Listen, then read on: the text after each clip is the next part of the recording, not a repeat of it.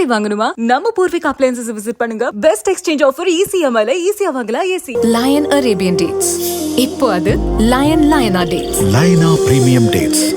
சுத்தம், சுவை மற்றும் ஆரோக்கியம். கருத்து கணிப்புல கமல்ஹாசன் இருந்தாரு, கருத்து கணிப்புல தினகரன் இருந்தார். சீமான் இல்லை, யாருமே கருத்து கணிப்புல வைக்கல, சரிதானா? ஆனா தேர்தல் முடிவுல சீமான் 6.5 விழுக்காடு வாக்கெடுத்தாரு. அவங்க இன்டர்நேஷனல் மீடியானாலுமே தப்பு தாங்கிறீங்க. கருத்து கணிப்பு நாம் தமிழர் 17 விழுக்காடு வாக்கு வரதுக்கு வாய்ப்பு இருக்கு.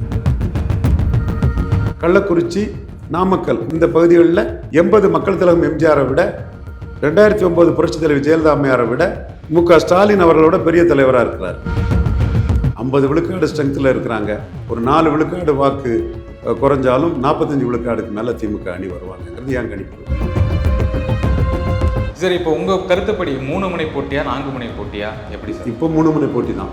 யார்? ஸ்டாலின், எடப்பாடி, சீமான். விஜய் களத்திலே இல்லை. இப்போ நீங்க சொல்றத பார்த்தா எல்லாரோட விலையும் ஜாஸ்தி, லலிதால மட்டும்தான் கம்மிங்கிற மாதிரி இருக்கே. நான் லலிதால தான் வாங்கணும்னு சொல்லல. எங்க எஸ்டிமேட் ஸ்லிப்பையும் நகை போட்டோவையும் வச்சு கம்பேர் பண்ணுங்க. எங்க விலை கம்மியோ அங்க வாங்குங்க. சார் வணக்கம். சார் வணக்கம். இப்போ தேர்தல் தேர்வு அறிவிச்சிட்டாங்க, ரிசல்ட் தேதியும் அறிவிச்சிருக்காங்க. களத்தில் 4 பேரா 3 பேரா 2 பேர் போட்டியா அப்படிங்கிறது பரபரப்பாக போயிட்டுருக்கு. இந்த நிலையில் சீமான் அவர்களுக்கு சர்வேலாம் வருது, சில பர்சன்ட் ஏறுது இறங்குது. உங்களுடைய கருத்து என்ன? ஏன்னா கருத்து கணிப்பு இங்கே பெருசாக பதில் சொல்ல மாட்டீங்க, இருந்தாலும் அந்த கேள்வி. 2021 கருத்து கணிப்பில் கமல்ஹாசன் இருந்தார், கருத்து கணிப்பில் தினகரன் இருந்தார். சீமான் இல்லை, யாருமே கருத்து கணிப்பில் வைக்கல, சரிதானா? ஆனால் தேர்தல் முடிவில் சீமான் 6.5 விழுக்காடு வாக்கெடுத்தார், கமல்ஹாசன் 2.5 விழுக்காடு வாக்கெடுத்தார், தினகரன் 2.5 விழுக்காடு வாக்கெடுத்தார். தினகரனை 8 விழுக்காடு வரை கொடுத்தாங்க, கமல்ஹாசனுக்கு 6 விழுக்காடு வரை கொடுத்தாங்க. சீமானை அதர்ஸில் வச்சுட்டாங்க. இன்னைக்கு கூட ஒருத்தன் சீமானை அதர்ஸில் தான் வச்சு போட்டிருக்காப்புல. ஆனால் எல்லார் மூக்கும் அறுபட்டது. கருத்து கணிப்புகள்லாம் போலியானது, கள நிலவரம் சீமானுக்கு சாதகமானது. இத்தனைக்கும் 2021 விஜயெல்லாம் ஒரு ஆளான்னு கேட்டு தான் அந்த வாக்கை எடுத்தாங்க. ஸோ கருத்து கணிப்பு வேற, கள அரசியல் வேற. 2024 தந்தி தொலைக்காட்சியில் சீமானுக்கு 4 விழுக்காடு தான் கொடுத்தாங்க, சீமான் 8.22 விழுக்காடு வாக்கெடுத்தார். நிறைய கருத்து கணிப்புகள் எவ்வளவோ தப்பு மிஸ்டேக் இருக்குங்கிறதெல்லாம் நமக்கு பார்த்தாலே தெரியும். இன்றைக்கெல்லாம் கருத்து கணிப்பு வியாபாரம் ஆயிட்டு. ஒரு கருத்து கணிப்பு எதிராக போட்டால் ஒரு கட்சி, பணபலம் உள்ள கட்சி பணத்தை கொடுத்து மாற்றி போடுது. ஸோ கருத்து கணிப்பை விட தமிழ் மண்ணில் 2026 நடக்க போகிறது போலரைசேஷன் தான். போலரைசேஷன் தான் 2026 நடக்கும். அந்த போலரைசேஷனில் பறையர் தேவேந்திரகுல வேளாளர் மக்களுக்காக சீமான் இருக்கிறார், அருந்ததியர் மக்களுக்காக MK ஸ்டாலின் இருக்கிறார், அருந்ததியர் மக்களோட ப்ரியாரிட்டி ரெசர்வேஷனுக்காக எடப்பாடி பழனிசாமி இருக்கிறார், சப் கேட்டகரைசேஷனை மோடி ஆதரிக்கிறார். ஸோ திருமாவளவன் அதில் ஒரு இக்கட்டான சூழ்நிலையில் இருக்கிறார். விஜய் வலமும் போகாமல் இடமும் போகாமல் நடுவில் போய் நிற்கிறார்.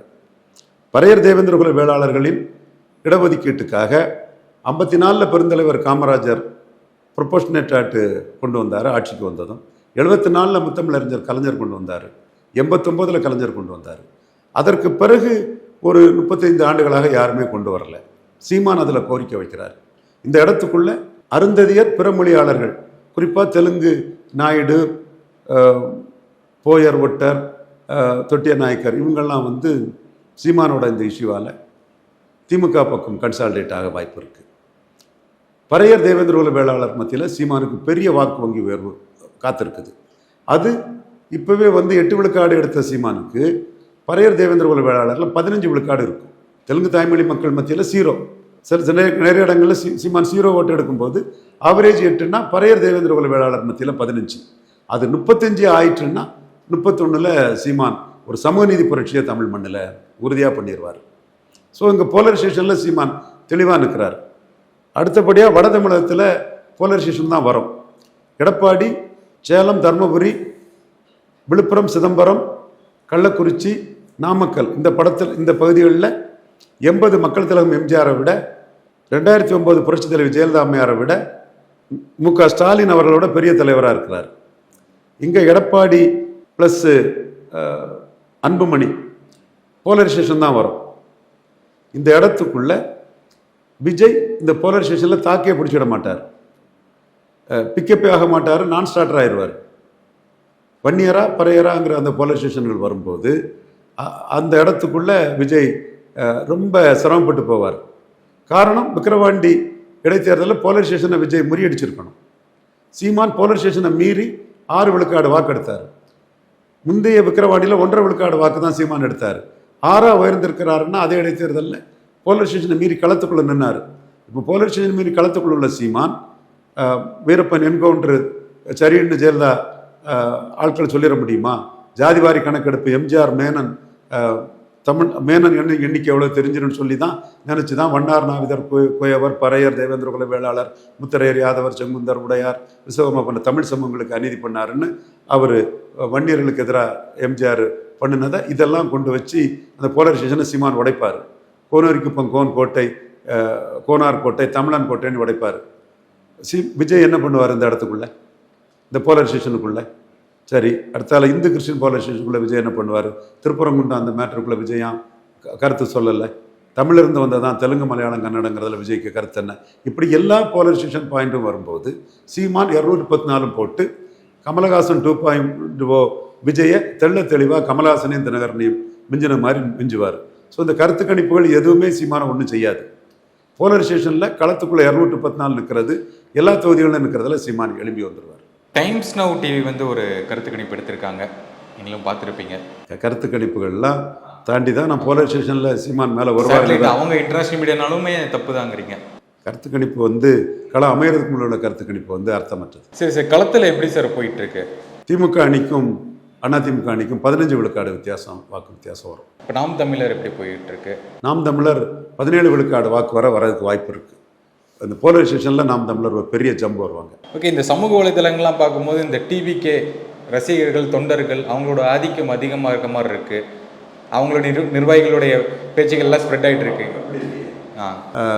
நாம் தமிழர் 2024 விட 3 மடங்கு வியூஸ் வருது. சீமானுக்கு பாடல்கள் வந்து கோடிக்கணக்கான மக்கள் பார்த்துருக்காங்களே. இந்த தேர்தலில் விஜய் ஒரு மையமாக இருக்காரா? அவரை சுற்றி எல்லாம் நடக்குதா? என்ன விஷயம் சார்? விஜய் தனிச்சு நிற்க போகிறாரா, கூட்டணி போக போகிறாரா?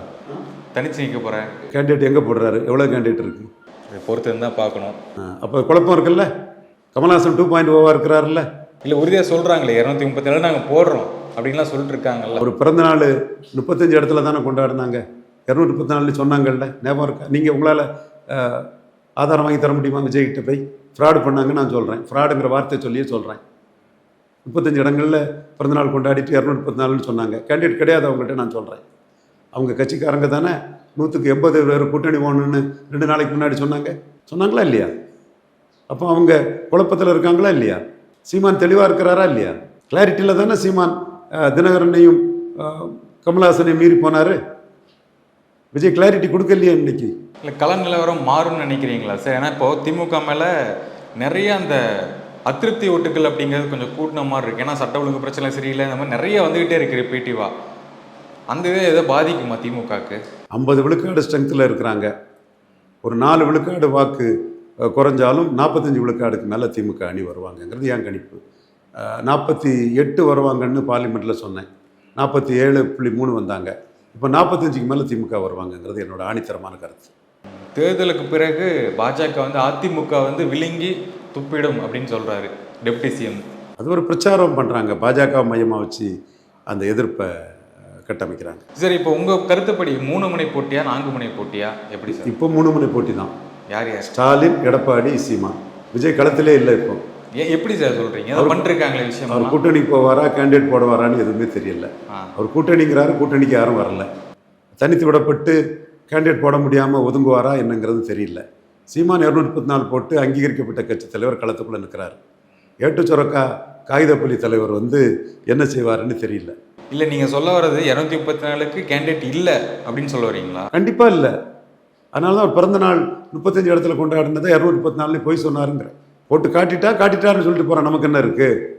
பட் பிறந்தநாள் 234 சொன்னது போய் 35 இடத்துல தான் பிறந்தநாள் நடந்தது. இந்த களத்துலலாம் பார்க்கும்போது எங்கே கேட்டாலுமே விஜய்க்கு ஓட்டு, என் குடும்பத்தோடு விஜய்க்கு சிறுபான்மை ஓட்டும் அங்கே வருது அப்படின்லாம் சொல்கிறாங்க. அதெல்லாம் எப்படி? இதெல்லாம் இது ஏட்டு சுரக்கா கறிக்கு உதவாது. களத்தை விட்டு கோழை நாய்ங்கிற பேச்சுக்கு ஏன் ஆளாகணும்? அதை ஈரோடு கிழக்கிலே நிரூபிச்சிருக்கலாமே. இது யாருக்கு சாதகமான களம் சார்? மும்முனை போட்டி தான் நடக்குது. விஜய் களத்துக்குள்ளே போட்டிக்கு வரலன்னு சொல்லும்போது நீங்கள் எதை வச்சு விஜய் பேசுகிறீங்க? 214 போட்டுருவாரா? பொறுத்து தான் பார்க்கணும் போடுவாரா இல்லையா அப்படின்ட்டு. அப்படி தான் பொறுத்திருந்து பார்க்க வேண்டிய நிலைமையில சீமான் இருக்கிறாரு. சீமான் 214 போட்டுட்டாரா? எஸ், போட்டுட்டாரா? என்ன அவர் ஏன் போட முடியல? அதான் கூட்டணியா இல்லை தனித்து நிற்போமா அப்படின்னு பார்த்துக்கிட்டு இருக்காங்க. சீமான் சொன்னார்ல, தம்பி பலம் நிரூபிக்காதமா முன்னாடி யாரும் வரமாட்டாங்கன்னு. யாராவது வந்தாங்களா? அவங்க இன்னுமே சொல்றாங்க. இன்னைக்கு கூட செங்கோட்டையன் சொல்றாரு, எங்க தலைமையில் வரவங்களுக்கு நாங்கள் தரோம் அப்படின்லாம் சொல்றாரு. 2 வருஷமா இதை தானங்க சொல்லியிருக்காரு. யாருங்க வந்திருக்கா? நீ தனித்து விடப்பட்டு தானங்க இருக்கிறீங்க. இன்னைக்கு தலைமையில் யார் வந்திருக்கா? தனித்து விடப்பட்டு தானே நீங்கள் இருக்கிறீங்க. டிஎம்கே சார்பாக இப்போ 20+ கட்சிகள், ஒரு வலிமையான கூட்டணி. என்டிஏ சார்பாக அவங்களும் வலிமையாக இருக்காங்க. என்ன ஆகும் சார்? திமுக அணி எடப்பாடியோட 15 விழுக்காடு ஓட்டு அதிக டிஃப்ரென்ஸில் இருப்பார். ஓகே சார், நேர்காணல் மிக்க நன்றி. வணக்கம் சார்.